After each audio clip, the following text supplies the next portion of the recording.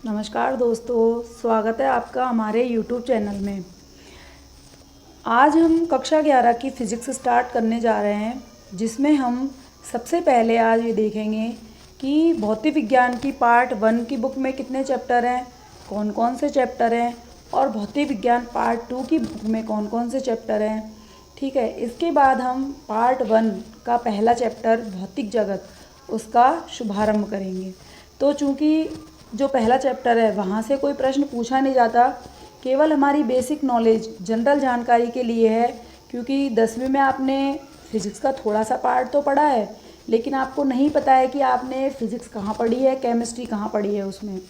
तो सबसे पहले यहाँ जनरल इंट्रोडक्शन है कि फ़िज़िक्स क्या होती है, कितनी उसकी ब्रांचेज हैं, इन सब के बारे में अध्ययन करेंगे। तो शुरू करते हैं आज की हमारी वीडियो। तो सबसे पहले देखिए, भौतिक विज्ञान का सिलेबस देखते हैं। तो हम सबसे पहले देख रहे हैं भौतिक विज्ञान पार्ट 1 का सिलेबस। तो इसमें हमारे 8 चैप्टर है, देख पा रहे हो आप कितने चैप्टर है, 8 चैप्टर है। पहला चैप्टर है भौतिक जगत। इसमें हम फिजिकल वर्ल्ड मतलब हमारे ब्रह्मांड में जो भौतिक जगत है उसके बारे में अध्ययन करेंगे। दूसरा है मात्रक और मापन। इसमें हम जितनी भी हमारी भौतिक राशियाँ हैं उनको मापने का क्या तरीका है, कौन से मात्रक उनको मापने के लिए काम में लिए जाते हैं, इन सब के बारे में पढ़ेंगे। तीसरा चैप्टर है हमारा सरल रेखा में गति। तो सरल रेखा में जो गति होती है उसके बारे में अध्ययन किया जाएगा इस वाले चैप्टर में। इसके बाद है 4th चैप्टर। इसमें हम समतल में गति यानी एक प्लेन में जो गति होती है 2D मोशन इसके अंतर्गत आएगी, उनके बारे में इसमें अध्ययन करेंगे। 5th चैप्टर है हमारा गति का नियम। तो न्यूटन ने जो गति के 3 नियम दिए थे उनके बारे में इसमें अध्ययन करेंगे डिटेल से। इसके अलावा गति के समीकरण कौन कौन से हैं उनके बारे में अध्ययन करेंगे। फिर है हमारा पार्ट 6। इसमें हम अध्ययन करेंगे कार्य, ऊर्जा और शक्ति। ये 3 टॉपिक है, तीनों ही बहुत इंपॉर्टेंट है, जनरल टॉपिक है। आगे भी आप जब 12th करोगे या फिर कुछ और एग्ज़ाम्स की तैयारी करोगे तो ये आपका पूरा की पूरा बेस है। 7वां है कणों के निकाय तथा घूर्णी गति। यहाँ पर हम कण की गोल जो घूमने वाली गति होती है, मतलब कण जब घूमता है तो उसकी जो गति होती है वो हमारी घूर्णी गति होती है। तो यहाँ पर हम पूरे निकाय की गति के बारे में अध्ययन करेंगे। इसके बाद है हमारा 8 चैप्टर है गुरुत्वाकर्षण। इसमें हम गुरुत्वाकर्षण का जो नियम दिया गया था उसके बारे में अध्ययन करेंगे। गुरुत्वाकर्षण का दूरी के साथ किस तरह से बदलाव होता है, यानी दूरी के साथ वो किस तरह से परिवर्तित होता है, इसके बारे में इसमें अध्ययन किया जाएगा। आगे देखते हैं भौतिक विज्ञान पार्ट 2 का सिलेबस। इसमें हमारे चैप्टर नंबर 9 से लेकर चैप्टर नंबर 15 तक है। तो चैप्टर नंबर 9 में हम ठोसों के यांत्रिक गुणों के बारे में अध्ययन करेंगे कि हमारे जो 3 तरह की पदार्थ की अवस्था है, ठोस, द्रव और गैस, ये मूल अवस्था है। तो इसमें जो ठोस होती है उसके यांत्रिक गुण कौन कौन से हैं उनके बारे में अध्ययन करेंगे। दूसरा है हमारा तरलों के यांत्रिक गुण। तो इसमें क्या करेंगे, हम तरल जो पदार्थ होते हैं यानी द्रव, उनके यांत्रिक गुणों का अध्ययन करेंगे। तीसरा है हमारा द्रव्य के तापीय गुण। इसमें हम द्रव्य का मतलब है यहाँ पर मैटर यानी पदार्थ, तो पदार्थ के जो तापीय गुण होते हैं उनके बारे में अध्ययन करेंगे। 12वां चैप्टर है हमारा ऊष्मा गति की। इसमें हम ऊष्मा से संबंधित जितने भी सिद्धांत दिए गए हैं उनका अध्ययन करेंगे। 13वां चैप्टर है हमारा अणुगति सिद्धांत।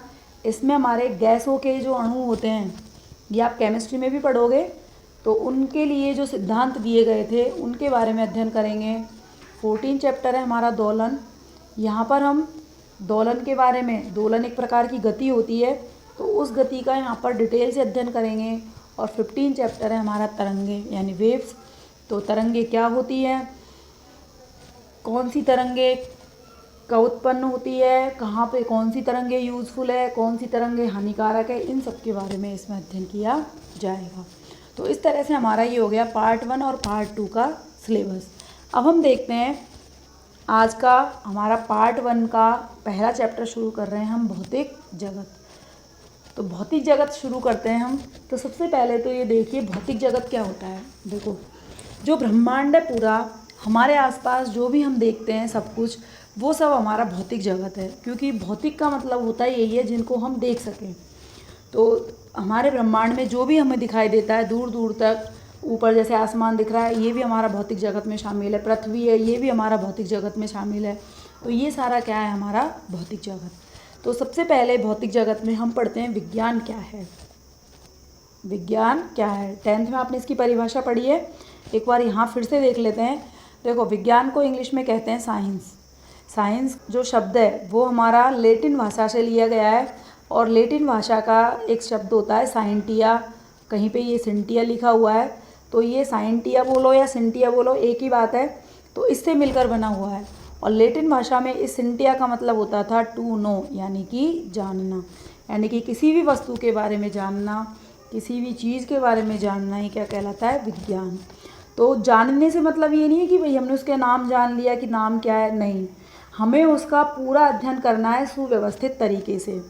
ठीक है, तो सुव्यवस्थित तरीके से यदि हम उसका अध्ययन कर लेते हैं तो वही हमारी क्या है, साइंस है। तो हमने इसको परिभाषित किया है कि वातावरण में मौजूद संपूर्ण घटनाओं का सुव्यवस्थित ढंग से जो अध्ययन है वही क्या कहलाता है, हमारा साइंस कहलाता है। यानी कि घटना का अध्ययन तो करना है लेकिन सुव्यवस्थित तरीके से करना है।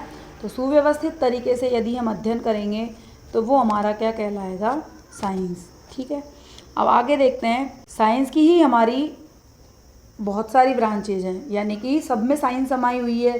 तो साइंस की कौन कौन सी शाखाएं हो सकती है, तो देखो साइंस के कुछ भाग हमने यहाँ लिखे हैं, जैसे भौतिक विज्ञान है, दूसरा है रसायन विज्ञान, तीसरा है जीव विज्ञान। अब देखो जीव विज्ञान में भी हम दो पढ़ लेते हैं, एक हमारी जूलॉजी होती है, एक हमारी बॉटनी। यानी एक में तो हम केवल जीवों के बारे में अध्ययन करते हैं और एक ब्रांच में हम केवल पादपों के बारे में अध्ययन करते हैं।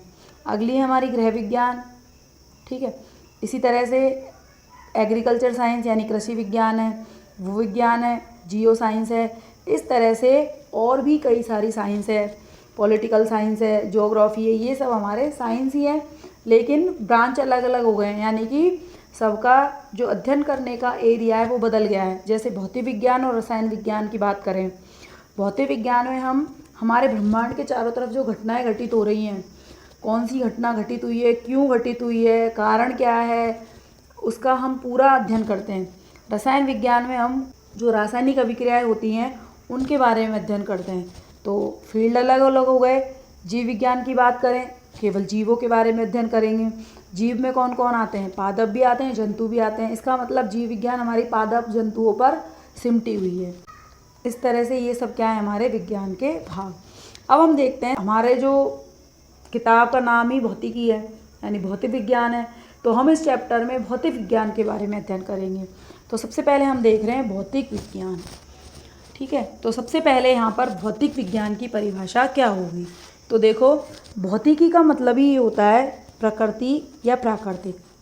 ठीक है, भौतिक विज्ञान में जो हमारा भौतिकी शब्द है उसका जो मतलब होता है वही क्या होता है, प्रकृति या प्राकृतिक। भौतिक विज्ञान को हम क्या कहते हैं, फिजिक्स कहते हैं।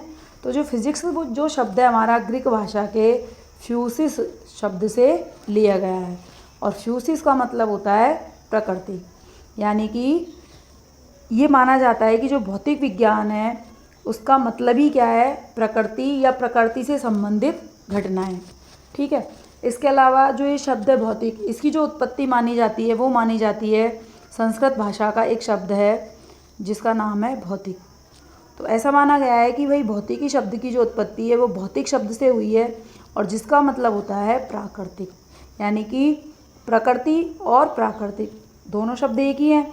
तो इसका मतलब अगर भौतिक विज्ञान की हम परिभाषा दें तो परिभाषा क्या हो जाएगी कि विज्ञान की वह शाखा जिसके अंतर्गत प्रकृति तथा प्राकृतिक घटनाओं का क्या किया जाता है, अध्ययन किया जाता है, क्या कहलाती है, हमारी भौतिक विज्ञान। ठीक है, इसके अलावा हम यूँ भी कह सकते हैं कि हमारे चारों तरफ जितनी भी घटनाएं घटित हो रही हैं ब्रह्मांड में, जिनको हम देख सकते हैं, उनका यदि सुव्यवस्थित तरीके से अध्ययन करें तो वो सब किस में किया जाएगा, भौतिक विज्ञान में। अब देखो, भौतिक विज्ञान में ही नहीं, जितनी भी हमारी विज्ञान है उनका जो अध्ययन करते हैं हम, वो एक सुव्यवस्थित तरीके से करते हैं, यानी कि स्टेप बाय स्टेप करते हैं। तो जो स्टेप बाय स्टेप करते हैं वो वाली विधि है हमारी वैज्ञानिक विधि। तो हम भौतिक विज्ञान में किसी भी घटना को समझने के लिए कौन सी विधि काम में लेते हैं, वैज्ञानिक विधि काम में लेते हैं। इसके कुछ चरण हैं जिनको हमें फॉलो करना पड़ता है, यानी कि उन चरणों को स्टेप बाय स्टेप हम काम में लेते हैं। ठीक है, तो देखो इसके चरण कौन कौन से हैं। सबसे पहला है व्यवस्थित प्रेक्षण, यानी कि जिस भी घटना का हम अध्ययन कर रहे हैं उसके सबसे पहले हम क्या लेंगे, प्रेक्षण लेंगे, वो भी क्या होंगे, व्यवस्थित तरीके से। ठीक है। दूसरा है गुणात्मक तथा मात्रात्मक विवेचना, यानी कि हमने जो प्रेक्षण लिए हैं उनकी हम गुणात्मक रूप से और मात्रात्मक रूप से उसकी विवेचना करेंगे कि ये हमारे कितने परफेक्ट हैं। ठीक है। इसके बाद तीसरा स्टेप है हमारा परिकल्पना की रचना या गणितीय प्रतिरूपण, यानी कि अब जो हमने प्रेक्षण लिए थे उनकी हमने मात्रात्मक रूप से विवेचना कर ली। अब हम उनका क्या करेंगे, उनके जो प्रेक्षण प्राप्त हुए हैं उसके आधार पर हम कल्पना करेंगे कि क्या होगी, यानी कि हम उसकी रचना करेंगे कल्पना करके और उनका गणितीय रूप से प्रतिरूपण करेंगे, यानी कि यदि कोई इक्वेशन लग रही है वहाँ पे या वो किसी नियम को फॉलो कर रहे हैं तो हम उस नियम का क्या करेंगे, पालना करेंगे। अगला है हमारा परिकल्पना का परीक्षण। अब हमने जो परिकल्पना की है, हमने परिकल्पना कर ली, अब उसका परीक्षण करेंगे, यानी कि सिद्धांतों की सहायता से, अन्य गणितीय सूत्रों की सहायता से हम उसको वेरीफाई करेंगे कि जो हमने परिकल्पना की है वो सही है या नहीं है। अगर सही नहीं है तो हम वापस से स्टेप 1 से स्टार्ट करेंगे, परीक्षण लेंगे, विवेचना करेंगे, फिर वापस से परिकल्पना बनाएंगे। ठीक है। और लास्ट में क्या करेंगे, हम 5वां स्टेप है सिद्धांत की स्थापना। जो भी हमारी परिकल्पना का परीक्षण अगर सही होता है तो हम क्या करेंगे, हम एक सिद्धांत की स्थापना कर देंगे कि भाई इस घटना के घटित होने में ये वाला सिद्धांत लागू हुआ है। तो इस तरह से इन पांचों को काम में लेते हुए वैज्ञानिक विधि को काम में लिया जाता है। इसका मतलब हम भौतिक विज्ञान में स्टेप बाय स्टेप चलेंगे। ठीक है, आगे चलते हैं। अब देखते हैं भौतिक विज्ञान की कितनी शाखाएं हैं। तो मेन रूप से भौतिक विज्ञान को 2 शाखाओं में बांटा गया है। सबसे पहले हमारे चिरसम्मत भौतिकी, जिसको हम कहते हैं क्लासिकल फिजिक्स, और दूसरी हमारी आधुनिक भौतिकी यानी कि मॉडर्न फिजिक्स। ठीक है, तो 2 शाखाएं ध्यान रखनी है। सबसे पहली है चिरसम्मत। चिरसम्मत का मतलब ही होता है प्राचीन काल से चली आ रही हो। ठीक है, और दूसरी है आधुनिक। आधुनिक का मतलब सब जानते ही हो, जो अब चल रही है वर्तमान में। तो इस तरह से भौतिक विज्ञान की हमारी 2 शाखाएं हो गई, चिरसम्मत भौतिकी और आधुनिक भौतिकी। सबसे पहले देखते हैं चिरसम्मत भौतिकी क्या होती है। तो देखिए चिरसम्मत भौतिकी क्या होती है। जैसा कि अभी मैंने कहा था कि चिरसम्मत का मतलब ही क्या है, जो प्राचीन काल से चली आ रही है। तो प्राचीन काल से जो चली आ रही है इसका मतलब 19वीं सदी से पहले की जो भौतिकी है वो हमारी क्या कहलाएगी, चिरसम्मत भौतिकी। यानी कि 19वीं सदी से पहले जितने भी प्रेक्षण किए गए हैं, जितने भी अध्ययन किए गए हैं, जितनी भी खोजें हुई हैं, वो सब किसके अंतर्गत आती है, चिरसम्मत भौतिकी के अंतर्गत। इसके अलावा इसमें दूसरा मेन पॉइंट है कि चिरसम्मत भौतिकी में स्थूल परिघटनाओं पर विचार किया जाता है। यानी कि जो मोटे कण होते हैं, जिनकी साइज बहुत ज़्यादा सूक्ष्म नहीं होती, यानी कि जिनको हम आँखों से देख सकते हैं, उन कणों पर अध्ययन किया जाता है किसमें, चिरसम्मत भौतिकी में। अब देखो चिरसम्मत भौतिकी में ये तो आ गया, लेकिन अब हमें क्या पता चलेगा कि फिजिक्स की कौन कौन सी ब्रांचेज इसमें आएंगी। तो अब देखो चिरसम्मत भौतिकी में कौन कौन सी शाखाएं सम्मिलित की जाती है। तो चिरसम्मत भौतिकी की कुछ शाखाएं मैंने लिखी है, इसकी और भी कई शाखाएं हैं। तो सबसे पहली लिखी है मैंने यांत्रिकी। यांत्रिकी हमारी 4 पार्टों में डिवाइडेड है, स्थैतिकी, गतिकी, तरल यांत्रिकी और वायुगतिकी। स्थैतिकी में हम स्थिर वस्तुओं का अध्ययन करेंगे। गतिकी में जो वस्तुएं गतिशील है उनका अध्ययन किया जाएगा। तरल यांत्रिकी में द्रव्य जो पदार्थ हैं, द्रव तरल अवस्था में, उनका अध्ययन करेंगे। और वायुगतिकी में हम जो हमारी गैस हैं उनका अध्ययन करेंगे। ठीक है, तो ये यांत्रिकी की 4 शाखाएं। दूसरी हमारी वैद्युत चुंबकत्व।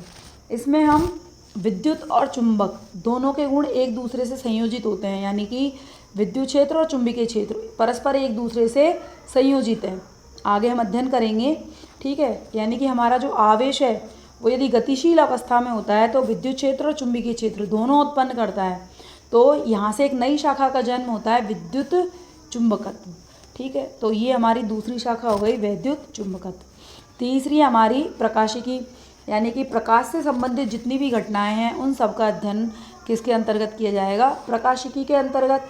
इसके अंतर्गत दो शाखाएं आती है हमारी, एक आती है तरंग प्रकाशिकी और दूसरी आती है हमारी किरण प्रकाशिकी। ठीक है, तो यहाँ पे इसकी दो ब्रांच है। यहाँ हम ज़्यादा डिटेल में नहीं जा रहे हैं क्योंकि अभी आपको कुछ भी पता नहीं चलेगा कि क्या हो रहा है, क्योंकि आपने सीधे 10वीं पास करके 11वीं में आए हो। लेकिन जैसे जैसे हम पढ़ते जाएंगे, जैसे जैसे हम आगे बढ़ते जाएंगे, आपको धीरे धीरे सारी ब्रांचेस समझ में आएंगी कि कौन सी ब्रांच में क्या पढ़ रहे हैं। ठीक है, तो यहाँ एक इंट्रोडक्शन के पर्पज़ से पढ़िएगा। ये मत सोचिएगा कि हमारे तो समझ में ही नहीं आ रहा है, हम तो फिज़िक्स लें या नहीं लें। तो ये जो चैप्टर है इसको फिज़िक्स लेने या नहीं लेने का आधार नहीं बनाइएगा। अगली ब्रांच है हमारी ऊष्मागतिकी। तो इसमें हम ऊष्मा, ताप इत्यादि से संबंधित जितनी भी घटनाएं हैं उनका अध्ययन करेंगे। ऐसे ही हमारी 5वीं है तरंगगति। तो इस तरह से इसकी और भी ब्रांचेज है, यहाँ मैंने समझाने के पर्पज़ से कुछ ब्रांचेज के नाम लिखे हैं। अगला देखते हैं हम आधुनिक भौतिकी। तो नाम से स्पष्ट है, आधुनिक इसका मतलब 19वीं सदी के बाद की जो भौतिकी है उसका अध्ययन किसके अंतर्गत किया जाएगा, आधुनिक भौतिकी के अंतर्गत। अब देखो, क्लासिकल में अभी हमने सूक्ष्म कणों की बात नहीं की थी, स्थूल कणों की बात की थी, यानी कि जिन कणों को हम आँखों से देख सकें। लेकिन इसके अंतर्गत हम किसका अध्ययन करेंगे, सूक्ष्म कणों से संबंधित घटनाओं का। जैसे इलेक्ट्रॉन है, प्रोटॉन है, इनको क्या आप देख सकते हो, नहीं ना, तो इनका अध्ययन करेंगे इसके अंतर्गत। तो जैसे लिखा भी हमने, परमाणु है, आणविक तथा नाभिकीय आदि परिघटनाओं का क्या किया जाएगा, इसके अंतर्गत अध्ययन किया जाएगा। तो यहाँ मोटा मोटा ध्यान रखना है कि 19वीं सदी के बाद की जो फिजिक्स है वो हमारी क्या है, आधुनिक भौतिकी। अब देखिए आधुनिक भौतिकी की कौन कौन सी शाखाएं हैं। तो देखो, आधुनिक भौतिकी के अंतर्गत कुछ शाखाओं के नाम मैंने यहाँ लिखे हैं, इसके अलावा तो और भी कई सारी है, इसलिए मैंने ETC लिखा है। तो सबसे पहले है आपेक्षिकता। तो हम यहाँ पर आपेक्षिकता के सिद्धांत की बात करेंगे। ठीक है, दूसरा है हमारा क्वांटम यांत्रिकी।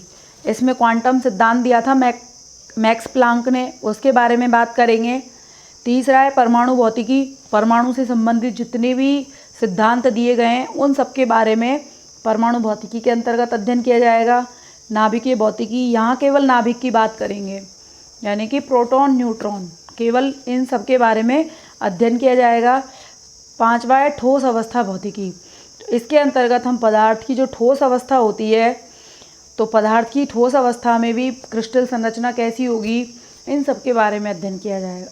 और छठा है हमारा प्लाज्मा भौतिकी। ये आपके लिए नया है क्योंकि आपने प्लाज्मा शब्द शायद पहली बार सुना है। तो मैं आपको बता देती हूँ, पदार्थ की जो अवस्थाएं हम मूल रूप से तो 3 मानते हैं, लेकिन अब पदार्थ की 5 अवस्थाएं हो गई हैं। एक हमारी है प्लाज्मा और एक नई ऐड हुई है बॉस आइंस्टीन कंडेंसेट। तो जो ये छठी अवस्था है प्लाज्मा, इसका अध्ययन करेंगे प्लाज्मा भौतिकी में। इसके अलावा भी और कई सारी ब्रांचेज है, हमें यहाँ थोड़ी बहुत याद रखनी है। इसके अलावा हम जैसे जैसे आगे पढ़ेंगे सबका धीरे धीरे पता लगता जाएगा। तो ये हमारी हो गई भौतिक विज्ञान की शाखाएं। अब देखो, जैसे हमने कहा था कि हमारे वातावरण में जो घटनाएं घटित होती है सब हमारी भौतिकी के अंतर्गत आती है। तो इसके कुछ एग्जाम्पल देख लेते हैं, कौन कौन से एग्जाम्पल इसके अंतर्गत हो सकते हैं। देखो, सबसे पहला एग्जाम्पल हम देख रहे हैं सेब का नीचे गिरना। नॉर्मली घटना है, प्राकृतिक घटना है, कोई भी वस्तु ऊपर से गिरती है तो नीचे ही गिरती है, लेकिन ये क्यों गिरती है, रीज़न क्या है इनके गिरने का, ठीक है, नीचे ही क्यों गिरती है, ऊपर क्यों नहीं गई, इन सब का जो अध्ययन है वो हमारा किसके अंतर्गत किया जाता है, भौतिक विज्ञान के अंतर्गत। दूसरा है हमारा आसमान का नीला दिखाई देना। तो आसमान नीला क्यों दिखाई देता है, इसका क्या रीज़न है, ये सिद्धांत भी भौतिक विज्ञान के अंतर्गत ही आता है, इसलिए ये भी क्या है, एक भौतिकी का ही उदाहरण है। अगला देखो, तीसरा दिन रात का बनना, कि भाई दिन और रात क्यों बनते हैं। जैसे हमारे यहाँ पर तो दिन 12 घंटे का है, रात भी 12 घंटे की है, क्या दूसरे देशों में भी ऐसा ही है, अगर ऐसा नहीं है तो उसका कारण क्या है। ये सब परिघटना भी किसके अंतर्गत ही आती है, भौतिक विज्ञान के अंतर्गत, या हम यूँ कहें कि भौतिक विज्ञान के सिद्धांतों के द्वारा ही इनको समझाया जा सकता है। अगला है हमारा इंद्रधनुष का बनना। ठीक है, अब इंद्रधनुष का बनना ये तो प्राकृतिक घटना है, लेकिन क्यों बनता है, बरसात के दिनों में ही क्यों बनता है, 7 रंग क्यों होते हैं, 7 रंगों का जो क्रम है वो भी एक जैसा ही क्यों होता है, ऐसा क्यों नहीं होता कि हर बार अलग अलग रंगों का क्रम हो। ठीक है, तो ये सब सिद्धांत है, ये भी किसके अंतर्गत आते हैं, भौतिक विज्ञान के अंतर्गत। तो इस तरह से ये कुछ एग्जाम्पल्स थे जिनके बारे में हमने यहाँ बात की है। भौतिक विज्ञान की शाखा के बारे में बात की है और जनरली हमने देखा है कि भौतिक विज्ञान क्या है। तो इन सब के बारे में हमने इस वीडियो में डिस्कस किया है। तो इस तरह से ये हमारा पहले चैप्टर का लगभग आधा पार्ट कवर करती है। अब हमारा जो पहला चैप्टर है उसमें जो इम्पोर्टेंट टॉपिक है वो हमारा अगला टॉपिक है, प्रकृति में कितने तरह के बल पाए जाते हैं, यानी कि मूल बल कौन कौन से हैं। तो इनके बारे में हम अगली वीडियो में डिस्कस करेंगे। इसके अलावा अगर उसमें कुछ और बचेगा पहले चैप्टर में, वो भी हम अगले वीडियो में डिस्कस करेंगे। तो इस वीडियो को केवल समझने के पर्पज़ से सुनिएगा, इस वीडियो को केवल इस पर्पज़ से सुनिएगा, इस पर्पज़ से देखिएगा कि भौतिक विज्ञान क्या है। ये सोच के नहीं देखना है कि अगर ये समझ में आया तो ही मैं फ़िज़िक्स लूँगी या लूँगा, ठीक है। फ़िज़िक्स लेने का आधार ये वीडियो बिल्कुल भी नहीं है। यहाँ से कोई क्वेश्चन भी हमारी एग्ज़ाम में नहीं आता, ठीक है। अगली जो यूनिट है या अगला जो चैप्टर है उसमें से हमारा अगला जो चैप्टर है वो हमारा बेसिक चैप्टर है, वहाँ से हमारी फ़िज़िक्स शुरू होती है, ठीक है। तो आशा करती हूँ कि ये आपको जो मैंने कहा है वो आपके समझ में आया होगा। वीडियो को देखने के लिए धन्यवाद। बाय।